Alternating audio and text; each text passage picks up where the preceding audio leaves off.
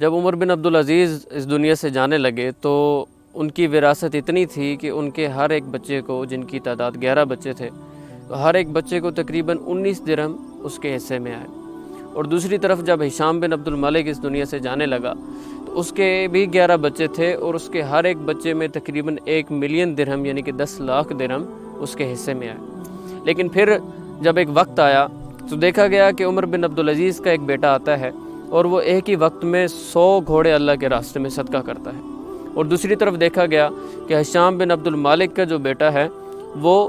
بازار میں بیٹھ کر بھیک مانگ رہا ہے۔ تو اس کے پیچھے کیا وجہ تھی؟ اس کے پیچھے وجہ تھی کہ اللہ کے حقوق کو 100% ادا کرنا اور حلال کمائی، اور یہ ساری چیزیں جتنے بھی نیک اعمال تھے، یہ اس کی وجہ تھی کہ اللہ نے اس میں برکت ڈالی۔ اور دوسری طرف صرف کثرت تھی، برکت نہیں تھی۔ تو برکت اور کثرت میں اصل چیز برکت ہے، نہ کہ کثرت۔ اب اسی طرح آج کل ہم دیکھتے ہیں کہ گندم کی کٹائی کے دن ہیں یا دیگر فصلیں اٹھانے کے دن ہیں، تو کسان خوش ہے اور اس امید سے ہے کہ میں آج سال بھر کی جو محنت ہے اس کو اپنے گھر لے کر جاؤں گا۔ لیکن اس میں اگر وہ تھوڑا سا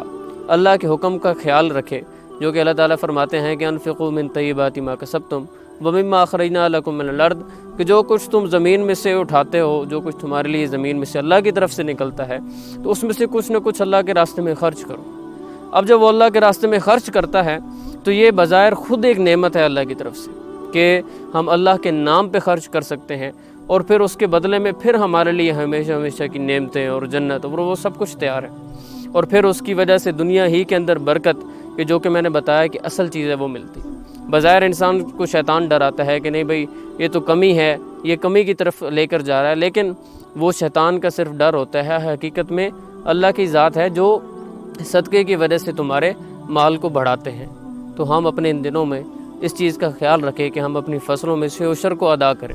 وگرنہ جب ہم عشر ادا نہیں کرتے تو جہاں پر باقی چیزیں، یہ بے وقت بارشیں اور جتنے بھی ہمارے لیے برے حالات کھڑے ہو جاتے ہیں، جہاں پر ہمارے باقی اعمال اس کی وجہ بنتے ہیں، تو وہاں پر ایک عشر ادا نہ کرنا بھی اس چیز کی وجہ بنتی ہے اور سبب بنتا ہے۔ تو جتنا ہم اللہ کے احکام کو پورا کریں گے، جتنے ہمارے اعمال نیچے سے اوپر اچھے جائیں گے، تو اتنا ہی ہماری طرف اللہ کی طرف سے آسمان سے فیصلے اچھے اتریں گے۔